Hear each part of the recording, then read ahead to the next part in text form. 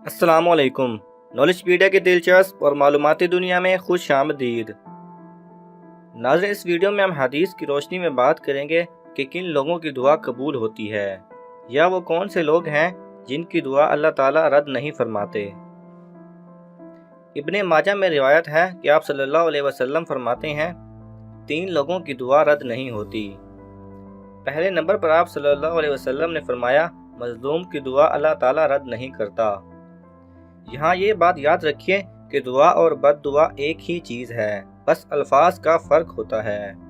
अगर अच्छे अल्फाज में हो तो दुआ, और अगर बुरे अल्फाज में की जाए तो बद दुआ कहलाती है।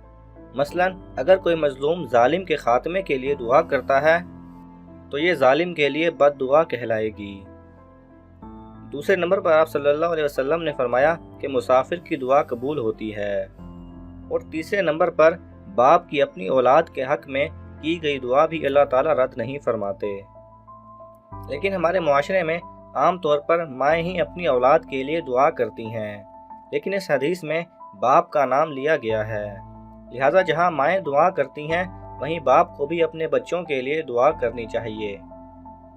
इसी तरह आप सल्लल्लाहु अलैहि वसल्लम ने फरमाया कि गाजी यानी जिहाद करने वाला और हज व उम्रा करने वाला की दुआ भी कबूल होती है।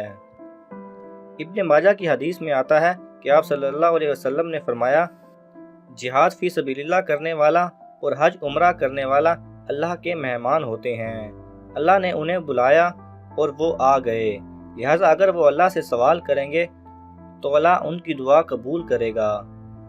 इसी तरह नेक औलाद की वालिदैन के हक में की गई दुआ भी कबूल होती है। हम अमूमन समझते हैं कि सिर्फ बड़ों को ही दुआ करनी चाहिए, लेकिन हदीस पाक में आता है कि आप सल्लल्लाहु अलैहि वसल्लम ने फरमाया, एक आदमी जब जन्नत में जाएगा तो अल्लाह ताला से सवाल करेगा कि ऐ अल्लाह, मेरे नामा अमाल में कुछ ऐसी नेकियां भी मौजूद हैं जो मैंने की ही नहीं थी। तो अल्लाह ताला फरमाएंगे कि ये वो दुआएं हैं जो तुम्हारी नेक औलाद ने तुम्हारे लिए की थीं, जिनके बदले मैं तुम्हें आज ये अजर दे रहा हूँ। लिहाजा बाप की बेटे और बेटे की बाप के हक में की गई दुआ भी रद्द नहीं होती। इसी तरह खुशहाली में की गई दुआ भी कबूल होती है। आप सल्लल्लाहु अलैहि वसल्लम ने फरमाया कि जो शख्स ये चाहता है कि तंग दस्ती में अल्लाह ताला उसकी दुआ कबूल करे, तो उसे चाहिए कि खुशहाली में भी अल्लाह ताला से खूब दुआ किया करे। इसी तरह रिवायात में आता है कि रोज़ादार की दुआ भी कबूल होती है। आप सल्लल्लाहु अलैहि वसल्लम ने फरमाया कि बीमार की दुआ भी कबूल होती है, यहाँ तक कि वो ठीक ना हो जाए। इसी तरह आप सल्लल्लाहु अलैहि वसल्लम का फरमान है कि कबूल होने वाली दुआओं में सबसे जल्दी वो दुआ कबूल होती है जो एक भाई ने गायबाना तौर पर दूसरे भाई के लिए की हो।